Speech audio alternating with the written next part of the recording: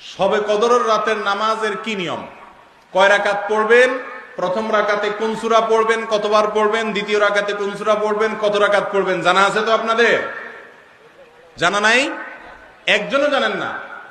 ইন্না লিল্লাহি ওয়া ইন্না ইলাইহি রাজিউন।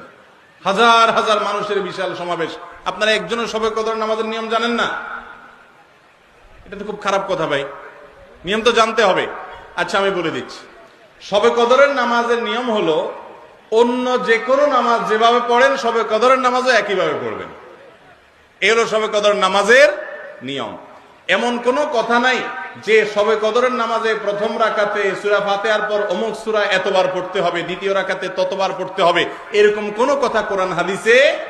এগুলা মন গড়া বিভিন্ন সিস্টেম, বিভিন্ন পদ্ধতির কথা, বিভিন্ন আপনার বাজারে নামাজ শিক্ষার বই নামে অনেক বই আছে, সব বই না, কিছু কিছু বই আছে, এইসব বইতে শবে কদরের নামাজ এত রাকাত, প্রথম রাকাতের এই নিয়ম, দ্বিতীয় রাকাতের ওই নিয়ম, এরকম বিভিন্ন কথা বলা আছে। এগুলো সব ভিত্তিহীন, মন গড়া, এগুলো কোরআন হাদিসে নাই। কোরআন হাদিসে লাইলাতুল কদরে অন্য রাতের মতো আপনি নামাজ পড়বেন, একটু লম্বা সময় নিয়ে পড়বেন।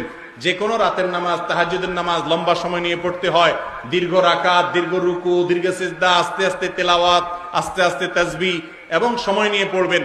দুই রাকাত করে পড়বেন, যে কোনো সূরা দিয়ে পড়তে পারেন, একবার পড়বেন না দুইবার পড়বেন সূরা ফাতিহার পরে সূরা, এটা আপনার ব্যাপার, কোন সূরা নির্ধারিত না।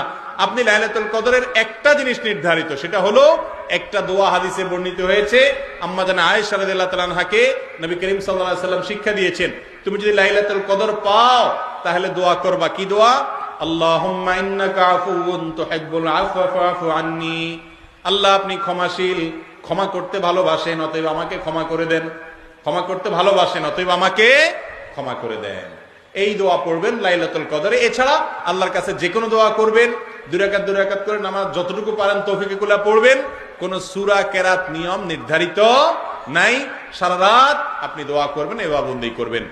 আর এই শবে কদর পাওয়ার জন্য, শবে কদরের ইবাদতের আশায় রমজানের শেষ রাতে, শেষ 10 রাতের সবগুলোতে, বিশেষ করে বেজরগুলোতে বেশি বেশি করে করবেন। শুধু 27 তারিখকেই করবেন, অন্যগুলোতে ঘুমাবেন। এটা সুন্নাহ সম্মত লাইলাতুল কদরের তালাশ নয়।